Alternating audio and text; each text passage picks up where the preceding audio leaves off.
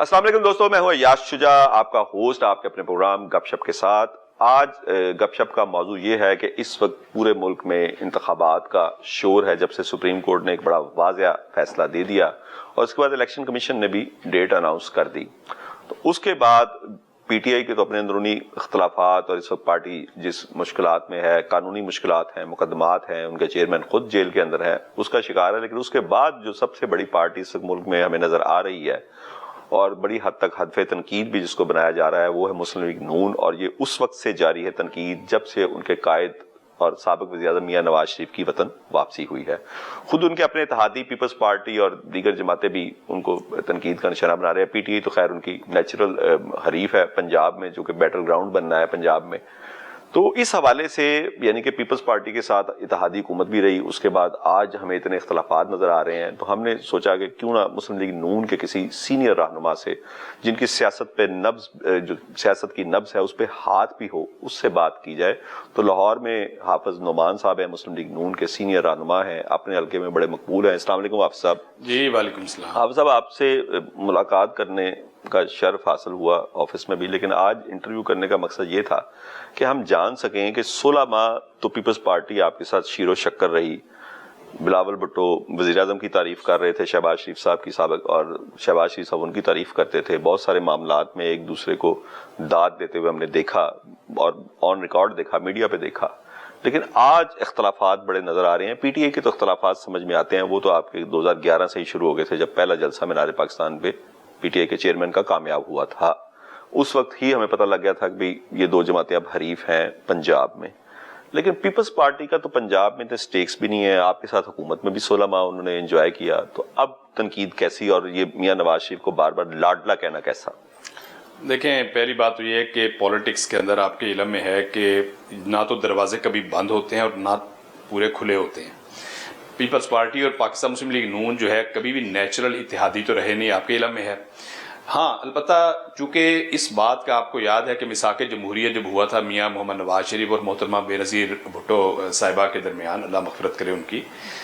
اس کے اندر کچھ بنیادی چیزیں جو ہیں اس ملک کی جو بڑی جماعتوں نے طے کر دی تھیں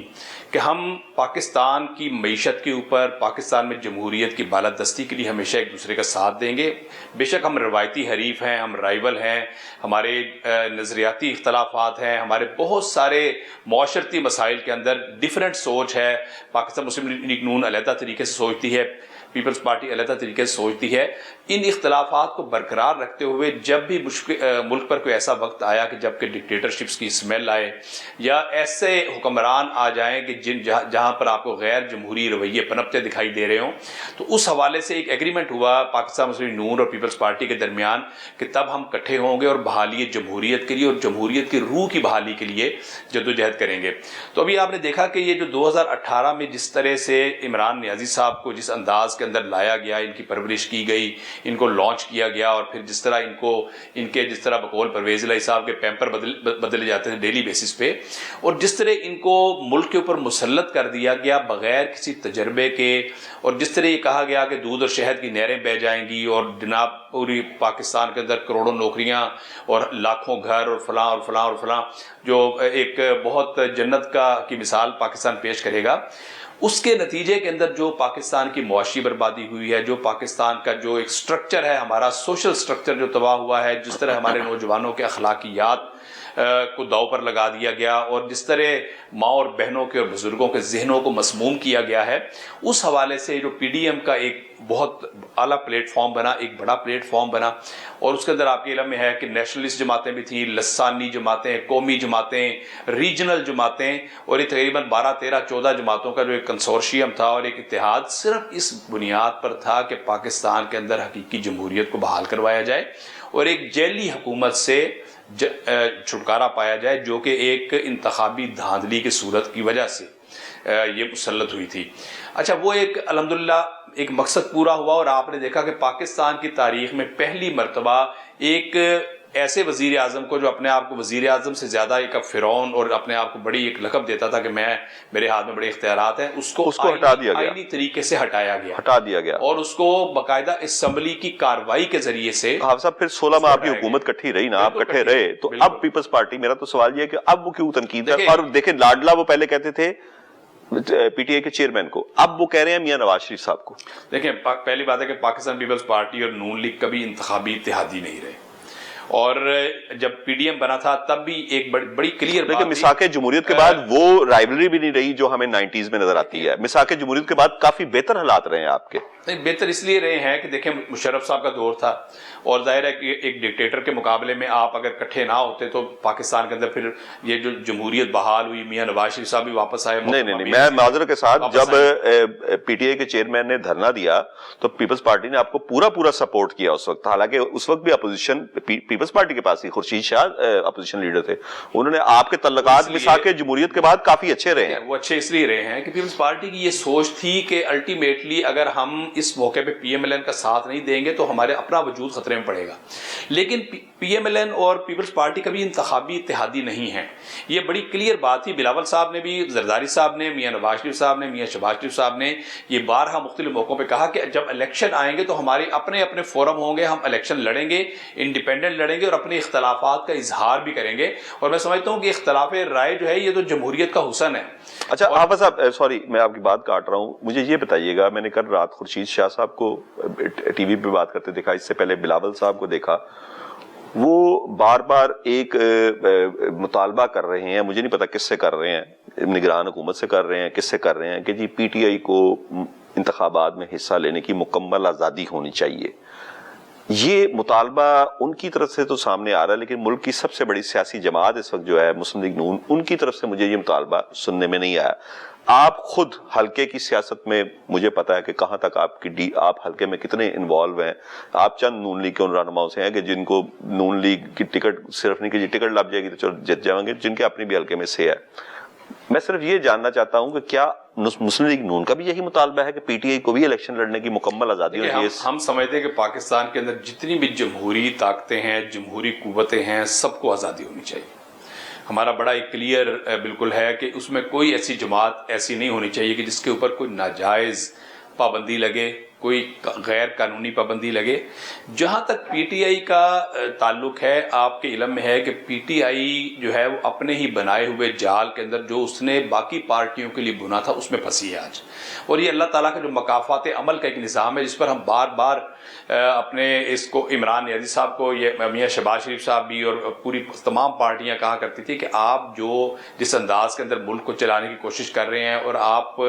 समझते हैं कि सिर्फ आप एक वाहिद और आप एक जमहूरी डिक्टेटर की सूरत में आप ऑपरेट कर रहे हैं, ये अल्टीमेटली आपके ऊपर वापस ये चीज़ आएगी और आपको कॉन्सिक्वेंसेस भुगतने पड़ेंगे। आज उसी का नतीजा है कि इमरान खान साहब ने जो जहनीत पैदा की, जिस तरह यूथ को गुमराह किया, जिस तरह लोगों के जहनों को मसमूम किया, आपने उसका नतीजा 9 मई के वाक़यात की सूरत में देख लिया। अब या तो आप 9 मई के वाक़यात के ऊपर ये कहें कि जनाब सिक्योरिटी फोर्सेस पर हमले हो रहे हैं, शहदा की यादगारों पर हमले हो रहे हैं, जना हाउस को जलाया जा रहा है, कायद आज़म की यादगारों को जलाया जा रहा है, हमारे जो टैंक्स हैं, हमारे जो सिंबल हैं, हमारी आज़ादी की अलामत है, उनको जलाया जा रहा है, या तो आप उनको फिर जस्टिफाई करें कि जनाब ये काबिल मुज़म्मत है और पीपल्स पार्टी भी इस पे मुज़म्मत करती है, लेकिन वो ये कहते हैं सब कुछ काबिल माफी है। नहीं, वो कह रहे हैं ये काबिल मुज़म्मत है, लेकिन जो पीटीआई में लोग इन तरह के वाकयात में शामिल नहीं थे उनको मुकम्मल सियासी आज़ादी होनी चाहिए, ये पीपल्स पार्टी का मुतालबा है। बिल्कुल आज़ादी है। देखें ना, बात ये है कि या तो मैं बात मुकम्मल कर लूं कि जो या तो आप उसके ऊपर टोटल आप कहें जनाब कि ठीक है जी, ये तमाम चीज़ें फ्यूचर के अंदर भी ये इनकी मुकम्मल आज़ादी होगी, जो चाहे जहाँ चाहे जाके हमला कर दे। क्या पीएमएलएन के ऊपर सख्त वक्त नहीं आया? आपने देखा कि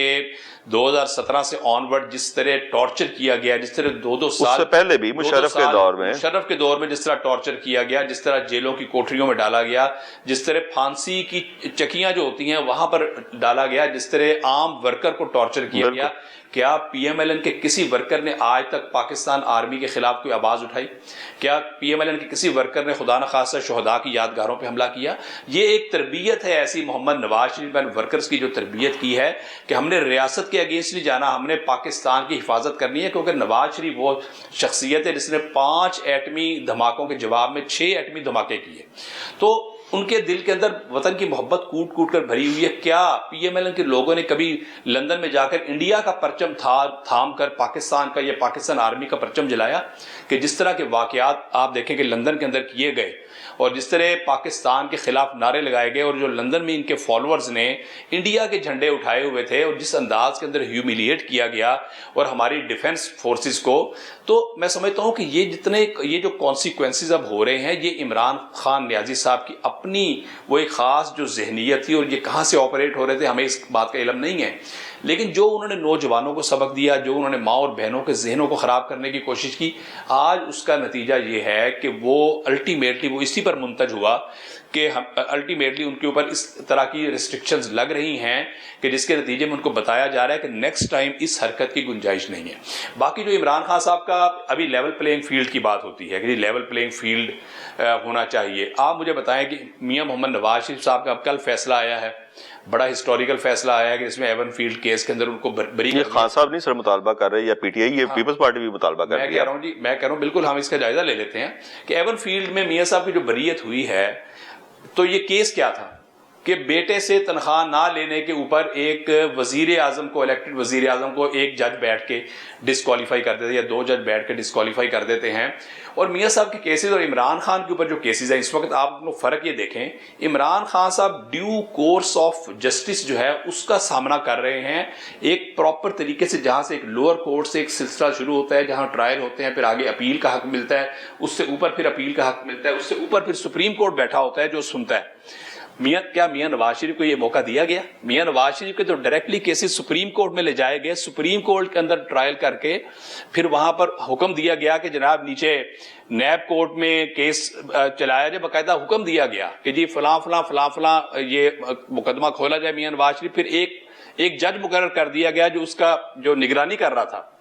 کہ جناب، اور پھر ٹائم دے دیا گیا کہ 6 ماہ کے اندر آپ نے ہر صورت فیصلہ کرنا ہے. تو یہ کہاں سے احکامات آ رہے تھے؟ مجھے عمران پی ٹی آئی کے چیئرمین تو اس وقت اقتدار میں نہیں تھے. نہیں، مجھے یہ بتائیں کہ جس انداز کے اندر میاں نواز شریف صاحب کا بالکل زیادتی ہے، لیکن یہ احکامات کہاں سے آ رہے ہیں؟ لیکن دیکھیں اس بات کو آپ یہ علیحدہ ٹاپک ہے.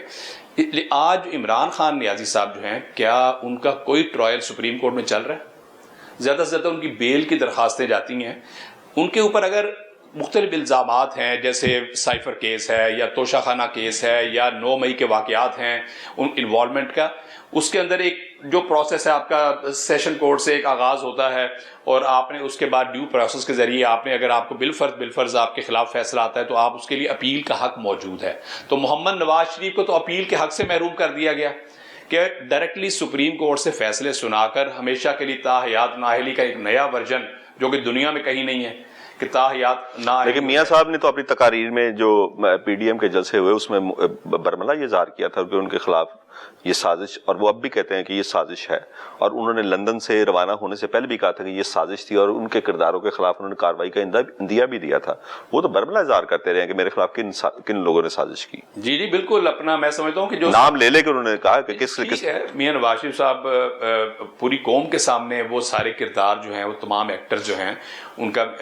پوری قوم کو یعنی علم ہے کہ کون کون لوگ اس کے اندر انوالو تھے. اور پھر عمران نیازی صاحب کے پورے جو 4 سالہ دور تھا اس کے اندر کس طرح لوگوں کو وکٹمائز کیا گیا، کس طرح ٹارچر کیا گیا.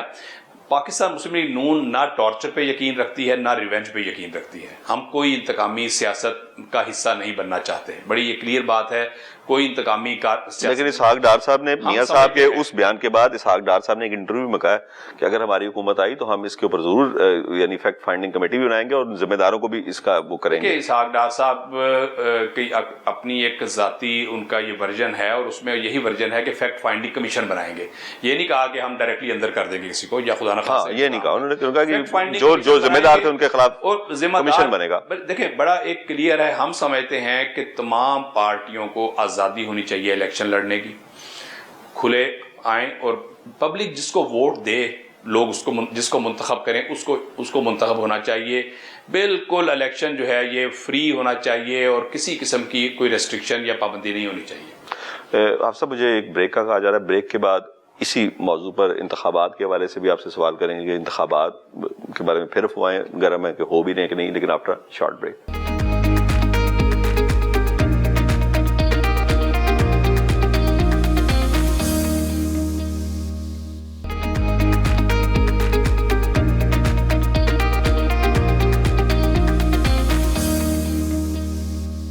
वेलकम बैक नाज़रीन। मेरे साथ मौजूद हैं हाफिज नुमान साहब, मुस्लिम लीग नून के सीनियर रहनुमा। हाफिज साहब, आपने कहा कि किसी के खिलाफ इंतकामी कार्रवाई नहीं होगी, किसी के खिलाफ कोई कार्रवाई नहीं करेंगे, लेकिन ये तो उस सूरत में होगा कि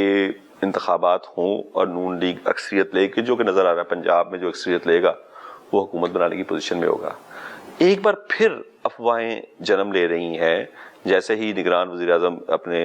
ये खलीजी रियासतों के दौरे पर, और वहाँ से 2 रियासतों ने ऐलान भी कर दिया है, मेरा ख्याल है कि कुवैत और कतर, UAE से ऐलान हो गया है, कतर और सऊदी अरब और चीन से ऐलान होना बाकी है बड़ी भारी सरमायाकारी का। साथ ही अफवाहें गर्म हो गई हैं कि जी इंतखाबात फिर कोई माशी इमरजेंसी लगाकर मौखर करने का प्लान है। तो कैसी आपकी, क्योंकि बाखबर है आप भी माशाल्लाह अपनी पार्टी में बड़ा सीनियर रहे। मौशी इमरजेंसी की खबर तो हम तब यकीन करते कि अगर वहाँ से कोई ऐलान ना होता। जैसे अगर UAE ने भी कह दिया कि हम इंशाल्लाह पाकिस्तान के साथ सरमायाकारी की बुनियाद पर और भाईचारे की बुनियाद पर भी सरमायाकारी हम करेंगे और इन्वेस्टमेंट करेंगे। इस तरह कुवैत ने भी कह दिया इंशाल्लाह ताला, सऊदी अरब और दुबई जो है, कतर जो है, ये भी इंशाल्लाह, और चाइना बल्कि मोहम्मद शहबाज शरीफ साहब अनकरीब चाइना का दौरा कर रहे हैं खुद भी। इंशाल्लाह ताला चाइना की लीडरशिप पाकिस्तान के साथ खड़ी होगी। तो ये मैं समझता हूँ कि पाकिस्तान की इकॉनमी के लिए, पाकिस्तान के लिए बहुत होप एक पैदा हो गई है। और लेकिन मैं आपसे बताना चाह रहा हूँ कि ये होप कैसे पैदा हुई है। ये मोहम्मद नवाज शरीफ के मुल्क में आने के बाद पैदा हुई है। जब मोहम्मद नवाज शरीफ साहब मुल्क में नहीं थे, आपके इल्म में है कि तमाम ये ताकतों ने कह दिया था कि पाकिस्तान के अंदर कोई ऐसी क्रेडिबल पर्सनैलिटी नहीं है जिसके बुनियाद पर हम पाकिस्तान के ऊपर एतमाद करें और पाकिस्तान के साथ हम लॉन्ग रन अंदाज में। हाफिज साहब, सॉरी आपकी बात काट रहा हूँ, अताउल हक कासमी साहब का मैंने इंटरव्यू किया था, तो उन्होंने मुझे बताया था कि मियाँ साहब आने से पहले कतर, UAE, सऊदीया वगैरह इनसे बात करके आए हैं और मौजूदा हालात में कहते हैं मुझे कोई रिलीफ नजर नहीं आ रहा, लेकिन चूंकि मियाँ साहब इनसे बात करके आए वो कोई ना कोई रास्ता जरूर निकालेंगे। मुझे कहते इल्म नहीं है,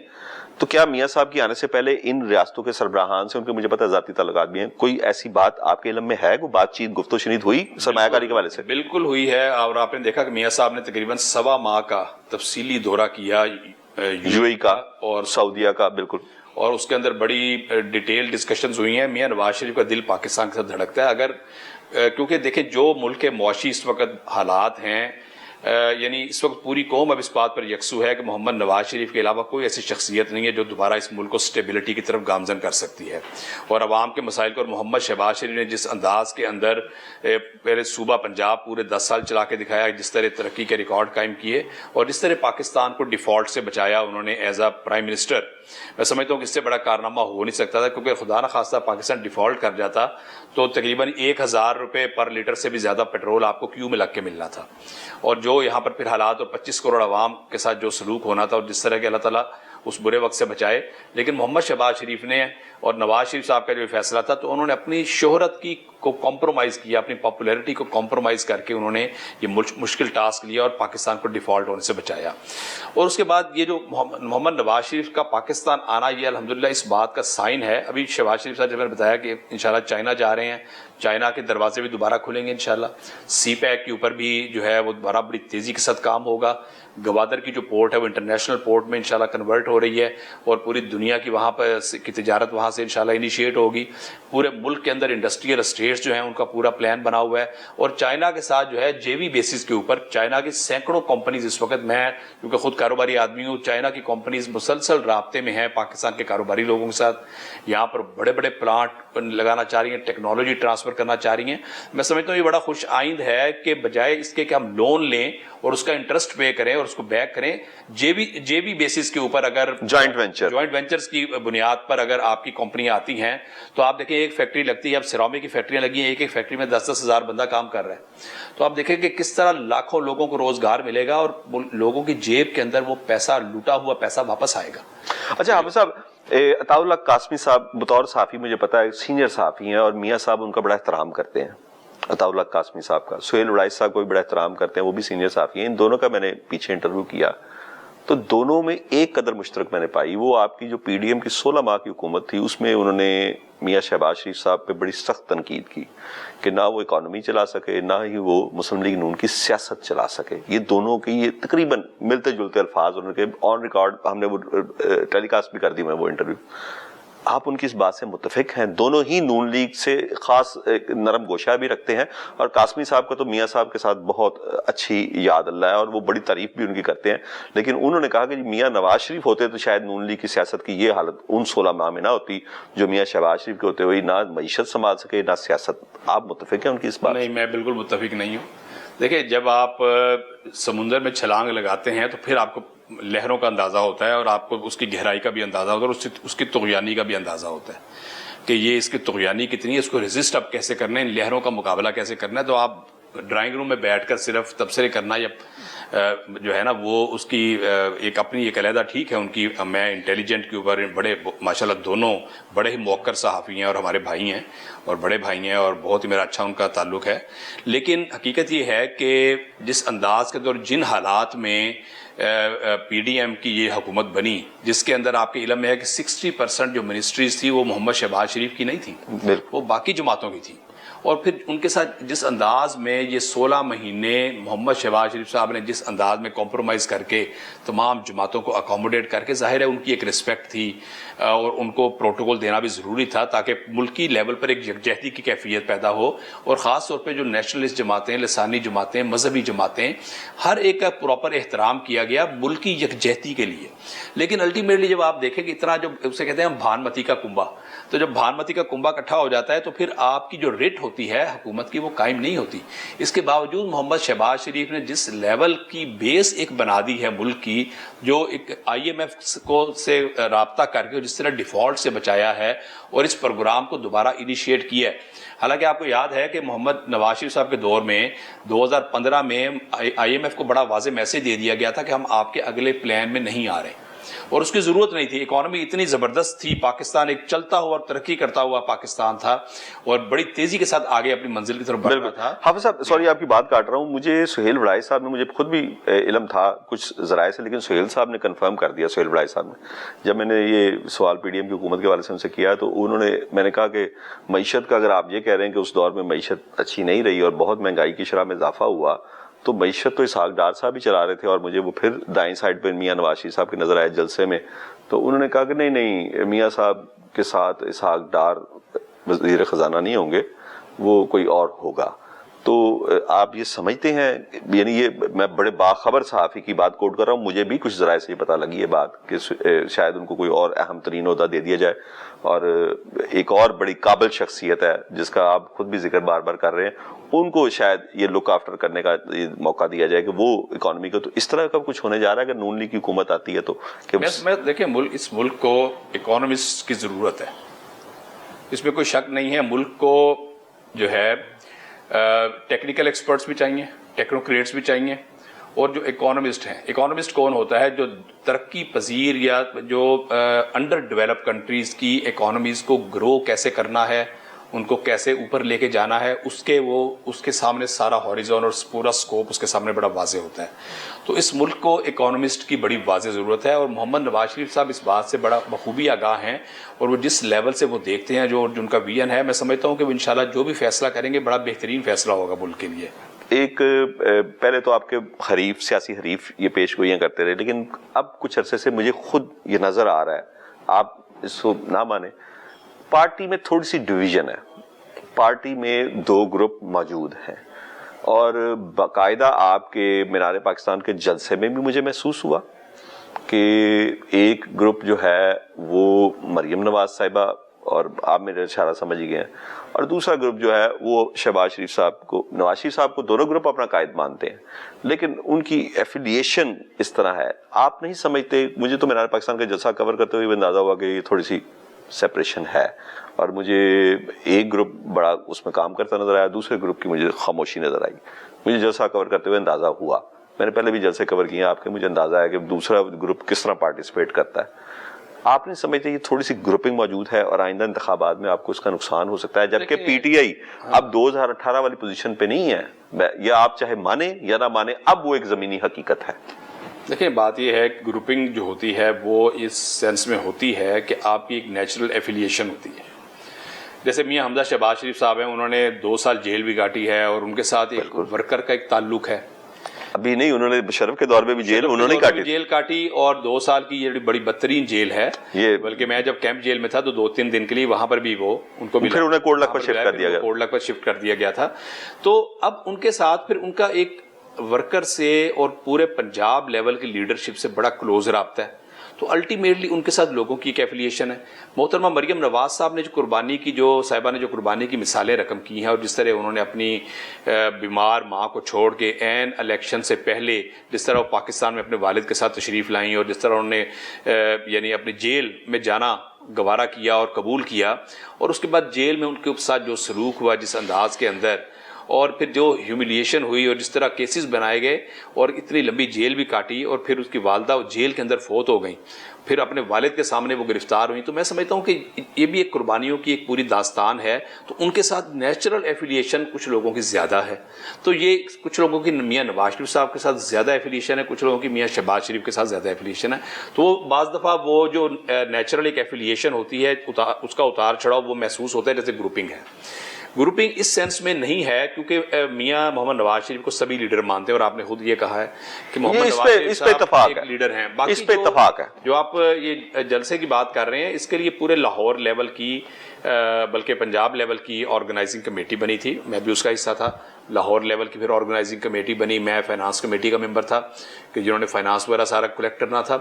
اسی طرح مختلف, تو ہر کمیٹی نے اپنا ایک رول پلے کیا. اچھا, اس کے اندر ایک نیچرلی یہ تھا, تمام M P M N As کو کہا گیا تھا کہ آپ نے اپنے جلوسوں کے ساتھ اپنے پنڈال کے اندر رہنا ہے, آپ سٹیج کے اوپر نہیں آئیں گے.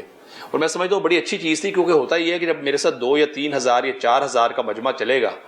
تو وہ لوگ کہتے ہیں کہ جی ہمارا جو لیڈر ہے وہ ہمارے درمیان میں بیٹھے. یہ ایک بڑی نیچرل چیز ہوتی ہے کہ اگر میں اپنی کانسٹیٹنسی کو لیڈ کر رہا ہوں تو لوگ مجھے اپنے درمیان, میں اگر اوپر چلا جاؤں گا لوگ نیچے سے غائب ہو جائیں گے. تو ایک یہ بڑی نیچرل چیز تھی, یہ کہا گیا. اس لیے شاید آپ کو میرا خیال ہے کہ اسٹیج کے اوپر گنے چنے یا چند چہرے نظر آئے ہوں گے, اور آپ کو بڑی تعداد کے اندر M N As M P, کیونکہ ہم لوگ نیچے بیٹھے ہوئے تھے. اور ایک صرف مرکزی جو کچھ رہنما تھے جن کے بارے میں ایک لسٹ آئی تھی کہ یہ بس جو ہمارے بڑے جو سینئر موسٹ لوگ ہیں کہ بس یہ اسٹیج کے اوپر آئیں, باقی تمام M N As M P As آپ کے چیئرمین وائس چیئرمین وہ اپنے جلوسوں کے ساتھ. آپ سب یہ تو جلسے کی آپ نے بات کی, لیکن مجھے تو ٹکٹس کے حوالے سے بھی اضطرابی کیفیت نظر آ رہی ہے. اسی طرح گروپنگ میں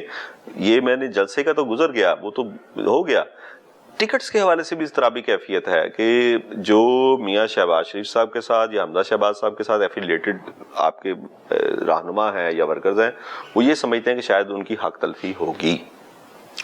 ابھی ہوئی تو نہیں ہے, نہیں ہوئی نہیں, لیکن آپ جب ہوئے گی تو سنا پھر نہیں وہ دس دیں گے, لیکن میرا خیال یہ ہے کہ انشاءاللہ تعالیٰ کوئی حق تلفی نہیں ہوگی. اور یہ شاید Pakistan P M L N کی تاریخ میں ایک میرا خیال پہلا موقع یا بلکہ ایک بڑا اہم موقع یہ ہوگا کہ بہت ہی ٹرانسپیرنٹ انداز کے اندر آپ زمینی حقائق کی بنیاد پر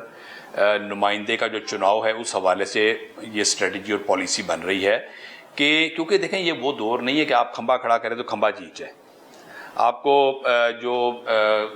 آپ کو بڑی ٹف اس وقت اس بار کرنا پڑے گا ہے کہ لوگ جو ہیں اپنا نمائندہ ایک پرسنالٹی دیکھنا چاہتے ہیں. لوگ سمجھتے ہیں کہ ان کے نمائندے کے اندر ایک سنجیدگی نظر آئے, اس کی کمیونیکیشن سکلز بڑی اچھی ہوں, وہ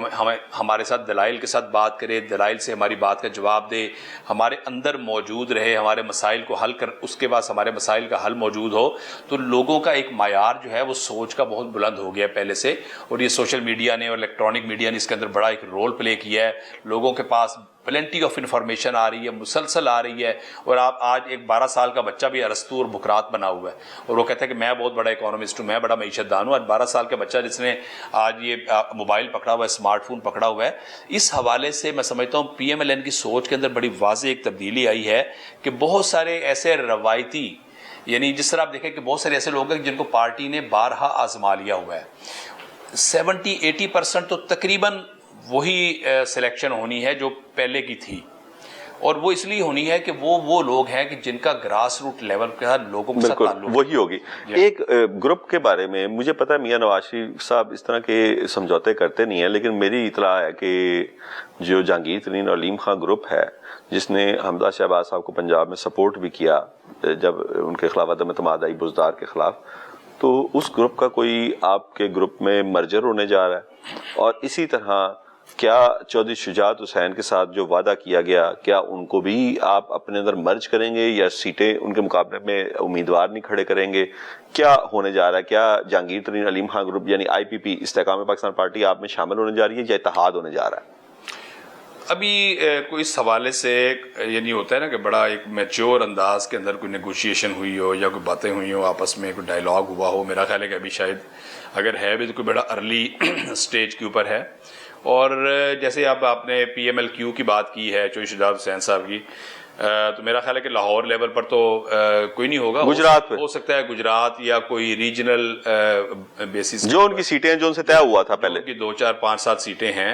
اگر اس میں پی ایم ایل این کو فائدہ ہوتا ہے مختلف علاقوں سے، تو یہ تو الٹیمیٹلی انتخابی سیاست کا ایک حصہ ہے کہ آپ نے یہ دیکھنا ہے کہ آپ کو فائدہ کیا ہو رہا ہے. تو P M L N ultimately یہ دیکھے گی کہ اگر آپ کو کچھ دینا پڑ رہا ہے تو اس کے اگینسٹ آپ کو کیا مل رہا ہے اور آپ کی اسٹرینتھ میں کتنا اضافہ ہو رہا ہے. تو اس بیسس پہ اگر علیم خان صاحب کے ساتھ بھی یا آئی پی پی کے ساتھ بھی اتحاد ہوتا ہے تو اس میں کیا مذائقہ ہے.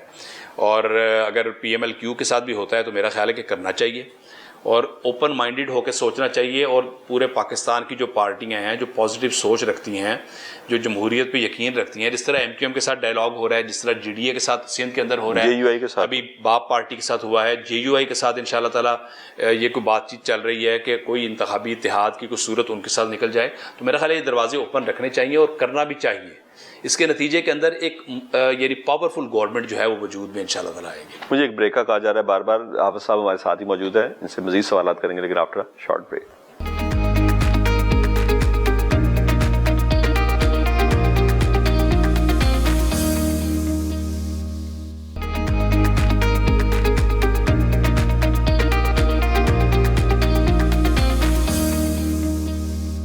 Welcome back. ناظرین میرے ساتھ موجود ہیں حافظ نعمان صاحب. حافظ صاحب، پی ڈی ایم کے 16 ماہ کے دور حکومت میں مہنگائی کی شرح میں بہت زیادہ اضافہ ہوا اور سب سے زیادہ اضافہ ہوا جہاں پہ آپ خود بھی چیئرمین لیسکو کا عہدہ رکھتے ہیں کہ بجلی کے بلوں میں بہت زیادہ اضافہ ہوا، گیس کے بلوں میں بہت اضافہ ہوا، پیٹرولیم مصنوعات کی قیمتوں میں بہت زیادہ اضافہ ہوا. اور اس حوالے سے عوام میں شدید اس میں رنج و غم بھی پایا جاتا ہے. اگریسو ہیں بڑے وہ، کیونکہ لوگ بہت زیادہ مشکل سے گزر بسر کر رہے ہیں. ہمارا تو پبلک سے رابطہ ہوتا ہے، آپ کا بھی اپنے حلقے میں ہوتا ہوگا اور آپ یہ سمجھتے ہیں جو میں بات کر رہا ہوں یہ وہاں پہ موجود ہے. آپ سمجھتے ہیں کہ اتنے مشکل حالات میں جب مہنگائی اس حد تک پہنچ گئی، شرح سود اس حد تک پہنچ گئی، پیٹرولیم مصنوعات، بجلی کی قیمتیں، گیس کی قیمتیں، لوگ یعنی کہ آپ کے ساتھ کھڑے ہوں گے؟ دیکھیں، لوگوں کو پہلی بات ہے کہ سچ بتانے کی ضرورت ہے.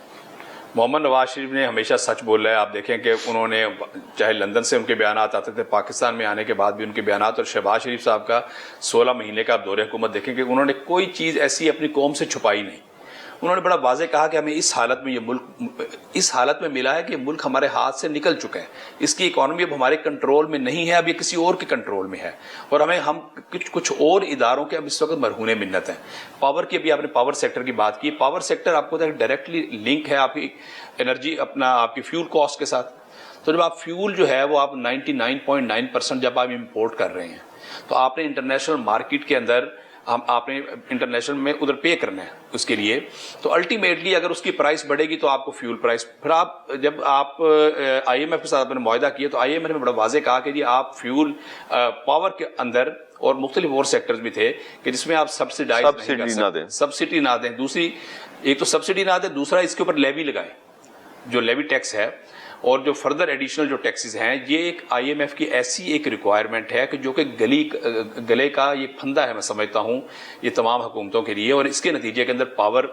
بجلی کی قیمت بلا شبہ اتنی بڑی ہے کہ عام آدمی کے لیے بے پناہ مشکلات پیدا ہو گئی ہیں. میں تو خود لیسکو کی ذمہ داری ہے میری تقریباً 10-11 ماہ سے. میں نے خود بیواؤں کو، یتیموں کو، بچوں کو اور اپنا بزرگوں کو میں فیس کرتا ہوں، اور مجھے پتا ہے کہ جب 10-12 ہزار کا بھی بل آتا ہے تو ایک عام آدمی کے لیے اتارنا کتنا مشکل ہو جاتا ہے. کجا اس کے کہ جس کا 30,000 بل آتا تھا اس کا ₹1,00,000 پہ پہنچ جائے، جس کا 1,00,000 آتا تھا اس کا 4,00,000 پہ پہنچ جائے. تو میں سمجھتا ہوں کہ اس وقت یہ ایک بڑی مشکل کیفیت ہے، لیکن الٹیمیٹلی اس مشکل سے نکلنا پڑے گا. اور اس مشکل سے انشاءاللہ تعالیٰ نکلیں گے جب آپ کی اکانومی سٹیبل ہوگی، آپ کے پاس وافر مقدار کے اندر زر مبادلہ آئے گا، آپ کی ایکسپورٹس بڑھیں گی، اور آپ کی جو آپ ریلائی کر رہے ہیں بہت زیادہ فیول کے اوپر، اس سے آپ کو الٹیمیٹلی چھٹکارا پا کر آپ کو آلٹرنیٹ انرجی ریسورسز جو ہیں ان کے اوپر آپ کو جانا پڑے گا, آپ سولر پہ جانا پڑے گا, ونڈ ملز پہ جانا پڑے گا. آپ صاحب میں یہی سوال آپ سے کرنے لگا تھا. میں نے ایک لیسکو چیف ہیں جو اب نہیں ہے, ان کا انٹرویو کیا تھا, تو انہوں نے مجھے آف دی ریکارڈ بعد میں over a cup of coffee انہوں نے بات کرتے ہوئے کہا کہ یہ بات میں آن ریکارڈ نہیں کر سکتا, لیکن اس ملک میں جس نے بھی ہائیڈل, سولر یا ونڈ کے علاوہ کوئی بھی منصوبہ لگایا اس نے اس ملک کے ساتھ غداری کی. یہ ان کا مطمع نظر تھا. جب میاں شہباز شریف وزیر اعظم بنے اس وقت بھی میری اطلاع کے مطابق ایک میٹنگ میں ان کو یہ مشورہ دیا گیا تھا, جب یہ ان کے سامنے رکھا گیا یہ آپ کے انرجی ڈپارٹمنٹ کے جی IMF کی طرف سے تو یہ شرائط آ گئی ہیں تو ہم اس سے کیسے, تو اس وقت بھی ان کو بتایا گیا تھا جس کا ایک ہی حل ہے کہ ہم سولر کی طرف جائیں, جیسے انڈیا, چائنا اور دیگر ملک جا رہے ہیں, اور ہمارے پاس ایسی کیپیسٹی بہت زیادہ ہے. لیکن ہم نے دیکھا ان 16 ماہ میں کوئی ایسا قدم نہیں اٹھایا گیا کہ ہم سولر کی طرف جاتے اور لوگوں کو کوئی راستہ دیتے, کوئی ایسا پلان بناتے کہ لوگ سولر پہ شفٹ ہوتے. ہمارا جو ہم فردنس آئل پہ ڈیپینڈنٹ ہے, جو ہم باہر سے پورا کا پورا امپورٹ کر رہے ہیں, وہ بھی اس پہ بھی کمی آتی اور لوگوں کے بل بھی اترنا نہ پڑتے. دیکھیں اس میں اگر سولر کے اوپر انیشیٹو لیا ہے تو وہ شہباز شریف صاحب نے لیا, اور یہ تب لیا تھا جب وہ پنجاب کے وزیر اعلیٰ تھے, اور آپ کے علم میں اس وقت تھے, آپ دیکھیں گے اس وقت سر بل بھی کم تھے اس وقت لیا انہوں نے, لیکن ان 16 ماہ میں مجھے نہیں نظر آیا. میں آپ کو بتاؤں, پہلی تو بات یہ ہے کہ جس نے بھی آپ کو کہا کہ غداری ہے, پہلے تو اپنے کریکٹر کا بتائے کہ اس کا بطور چیف ایگزیکٹو کیا کریکٹر رہا ہے. مجھے پتا ہے جو ان لوگوں کا ہوتا ہے, تو اس لیے اس بات کو بالکل چھوڑیں.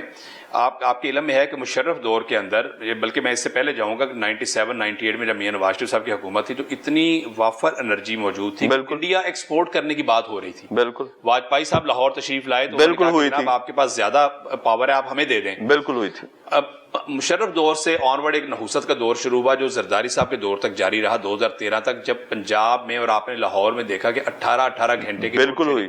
اب آپ مجھے بتائیں کہ جب محمد نواز شریف صاحب 2013 میں آئے اور 18 گھنٹے کی لوڈ شیڈنگ لاہور شہر میں ہو رہی تھی, اور مائیں بہنیں اور بزرگ اور بچے پریشان تھے, اور کاروبار کا پہیہ بند ہو چکا تھا, فیکٹریاں بند ہو چکی تھی, پنجاب کو اپنے ہی ملک کے اندر جو ہماری صنعت تھی پنجاب کی وہ کمپٹیشن کا شکار ہو گئی تھی. کراچی کی صنعت کو ان انٹرپٹڈ بجلی مل رہی تھی, ان انٹرپٹڈ گیس مل رہی تھی, پنجاب کے فیکٹری اونرز کے لیے نہ گیس تھی نہ بجلی تھی. تو کیا محمد نواز شریف ہائیڈل کے انتظار میں بیٹھ جاتے ہیں کہ جناب میں 15 سال کے اندر ایک سولر کا میں آپ کو بتا رہا ہوں, سولر کا تو آلریڈی انیشیٹ کیا ہوا تھا. اب ہوا یہ کہ آپ کو ایک چیز ہوتا ہے کہ ایک چیز مہنگی ملے, ایک چیز ہوتا ہے کہ اس کی اویلیبلٹی ہی نہ ہو. تو اویلیبلٹی ہونا ضروری ہے. اگر مہنگی ہو جائے تو الٹیمیٹلی ڈیمانڈ اینڈ سپلائی اپنا بیلنس کر لیتی ہے فیوچر میں جا کے, لیکن ایک چیز اویلیبل ہی نہ ہو تو آپ کا پھر گزارا کیسے ہوگا. تو الٹیمیٹلی یہ ہنگامی بنیادوں پر 12,000 میگا واٹ 4 سال کے اندر, یہ بھی ایک تاریخ ہے اور ریکارڈ ہے کہ آپ کی 18 گھنٹے کی لوڈ شیڈنگ سے آپ زیرو پہ آئے. تو کیا یہ اتنا بڑا کارنامہ نہیں ہے؟ باقی جہاں پر سولر کا ہے یہ تو بڑی بنیاد ہے. ابھی جو PDM کی یہ جو حکومت تھی شہباز صاحب کی 16 ماہ کی, اس کے اندر بھی سب سے زیادہ فوکس, کیونکہ ہمیں ڈسکوز کو یہ کہا گیا کہ آپ اس کے لیے میسو لیول کے اوپر آپ انویسٹرز بھی آپ تلاش کریں, آپ پبلک پرائیویٹ جو پارٹنرشپ ہے اس کو بھی آپ انیشیٹ کریں, اور سولر کے اوپر جو ہے پورا گرین میٹرز کا پورا ایک پروجیکٹ چل رہا ہے. ہزاروں کے حساب سے جو گرین میٹر ابھی لگ چکے ہیں, اور گورنمنٹ اس کو فل پروموٹ کر رہی ہے. اور کیونکہ فیوچر میں حکومت سمجھتی ہے کہ آپ کا آلٹرنیٹ جو انرجی کا ایک بہت بڑا ذریعہ یہ سولر ہوگا. جب کیونکہ ہمارے اب ایگریمنٹ جو IPPs کے ساتھ الٹیمیٹلی 2024 سے آنورڈ ایکسپائر ہونا شروع ہو جائیں گے آپ کے, اور یہ اگلے 7, 8, 10 سال کے اندر آپ تمام ایگریمنٹ سے آپ کو چھٹکارا مل جائے گا. لیکن بائی دیٹ ٹائم آپ کے لیے آلٹرنیٹ انرجی ریسورسز پہ آنا اور اپنی کیپیسٹی. تو کوئی ہم پلانٹ بھی لگا رہے ہیں کہ ہم لوکلی مینوفیکچر کریں بجائے اس کے کہ ہم ایکسپورٹ کر کے پھر ڈالر باہر بھیجیں. مختلف اس وقت جو ماڈلز ہیں وہ کچھ ٹیمپریری نوعیت کے, کچھ ہنگامی بنیادوں کے ماڈلز, کچھ لانگ ٹرم کے ماڈلز کے اوپر ایک پرماننٹ بیسس پہ کام ہو رہا ہے کہ پاکستان کے اندر الٹیمیٹلی جو اگر میسو انویسٹمنٹ ریکوائر ہے تو وہ آپ کے پاور سیکٹر میں ہے. اور ابھی IMF نے بھی سب سے زیادہ جو افیکٹڈ جو آپ کا سیکٹر گردانا ہے اس کو پاور سیکٹر کو گردانا ہے, کیونکہ یہ سیکٹر ایسا ہے. اب دیکھیں میں آپ کو ایک بڑی مثال دیتا ہوں کہ تقریباً 1100-1200 ارب روپیہ صرف لیسکو جو ہے یہ سال کا اکٹھا کرتا ہے. 1200 بلین روپیز, بہت بڑی اماؤنٹ, 1.2 ٹریلین آپ دیکھیں گے روپیز جو ہے یہ لیسکو ریکوری کر کے دیتا ہے. لیکن اس میں سے کتنا پیسہ ہے جو لیسکو کی ڈومین میں جو انفراسٹرکچر ہے جو آپ کا اپنا الیکٹریسٹی سپلائی کا انفراسٹرکچر، اس کے اوپر کوئی خرچ نہیں ہوتا. آپ کی ایک درخت کی شاخ گرے تو آپ کا پورا سسٹم کولیپس ہو جاتا ہے، آپ کا سارا اوور ہیڈ سسٹم. جبکہ باہر دنیا میں اب یہ زیر زمین جا رہا ہے سارا. ایون لاہور کے اندر جو اسکیم نہیں بن رہی ہے زیر زمین اور انڈر گراؤنڈ الیکٹریفیکیشن ہے، آپ کے پاس اتنے پیسے نہیں ہے کہ آپ انڈر گراؤنڈ کر سکیں. اب سب چائنا سے کوئی ایسی بھی ڈیل ہو رہی ہے کہ وہ ہمیں کوئی ایسی ٹیکنالوجی منتقل کریں کہ سولر پلیٹس یہاں پہ مینوفیکچر ہو؟ یہ بالکل اس کے اوپر کام ہو رہا ہے اور ریسرچ بھی ہو رہی ہے، اور میرا خیال ہے کہ مختلف پارٹیز اس کے اوپر فیزیبلٹیز وغیرہ بن رہی ہیں، اور ان قریب ہوپ فلی آپ دیکھیں گے آئندہ آنے والے 1-2 سالوں کے اندر پاکستان کے اندر ہی پلانٹ لگیں گے. جتنی اس کی کھپت ہے اس وقت، جتنی ڈیمانڈ ہے اس وقت جو گرین میٹر کی، وہ ہم دیکھ رہے ہیں کہ ہزاروں کے حساب سے میٹر جو ہے وہ جاری ہو رہا ہے. لیکن اس میں آپ کے ریڈ ٹیپزم کا شکار ہے، آپ کا اس میں کچھ ریٹس کا بھی فرق پڑا ہے. لوگ